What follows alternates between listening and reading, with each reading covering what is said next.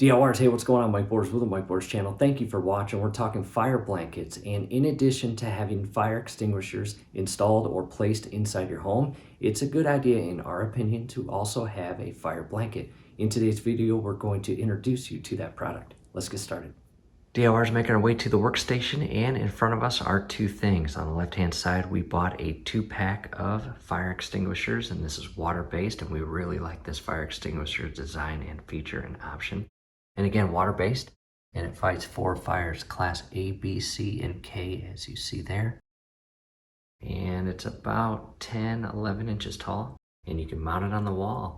Scrolling above as well as down below in the comments and description will be a link of us basically unboxing it and installing it. However, in today's video, we are reviewing the Prepared Hero Fire Blanket.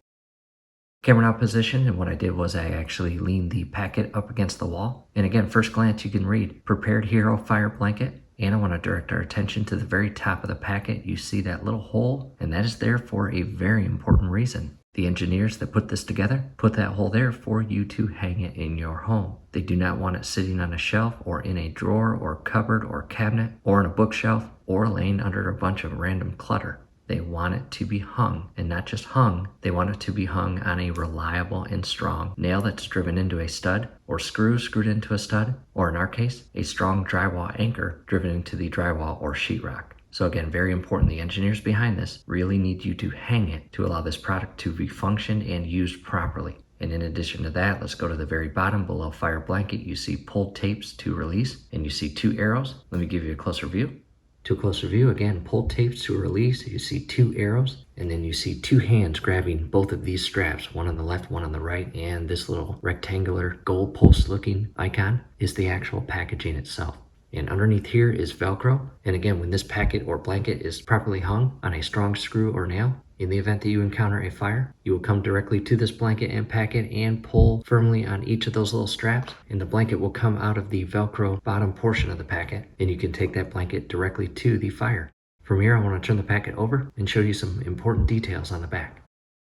To the back, and again, fire blanket, and directing our attention to the far left, you only have 3 steps. Again, number 1, pull the blanket out with both hands, not one. In other words, don't walk up to this packet and use one hand to grab both of the straps and pull it out. You want to use both hands and 1 strap in each hand. And moving right on to step 2, extinguish the fire. Cover burning material completely. Leave it covered until it gets cold. Next, wrap the blanket around person with burning clothes. Provide first aid and call for help if needed. And DLRs, that would be contact 911 immediately. And moving below that white line, the thing I want to point out is right here, the size, 100 centimeters by 100 centimeters, or in terms of inches, 39 inches by 39 inches is the overall measurement of the blanket inside that packet. From here, what I'm going to do is show you where I have it installed and how I have it installed. DLR is making our way inside the food pantry, and here is one of the 2 fire extinguishers that come inside that box. And again, we mounted it on the wall as shown here. And this is really neat. Very easy to operate. Basically pull up, remove, and use it if you need it.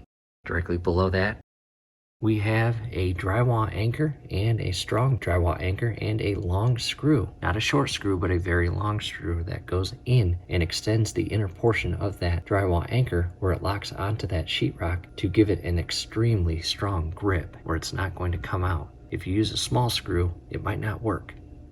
Next, what I did was I took the blanket and packet and looped it around that screw, and I do want to show you or point out one additional item that I took into consideration, and that is the actual head of the screw. And as you see, I can't pull it off. Look at that. However, if I come in at an angle and push it up with a little bit of friendly pressure, it pops off.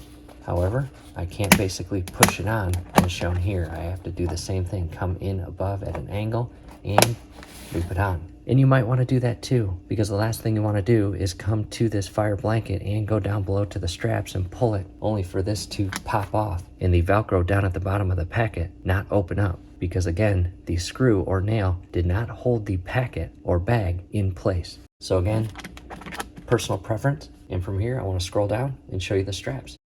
Down below, and we are now looking at, again, both of these straps. Again, you need to grab each of the straps separately with both hands. In other words, don't just come up here with one hand and yank it. You're going to yank it offset. Again, come up with both hands, grab a hold of it right here, firmly yank, and that Velcro portion on the back side will give way and allow that blanket to come out, and then you immediately take that blanket to the fire and manage and extinguish it.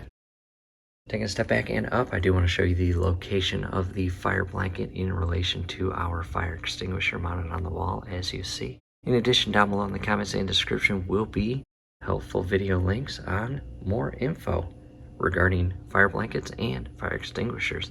Definitely check those out. We hope this helps.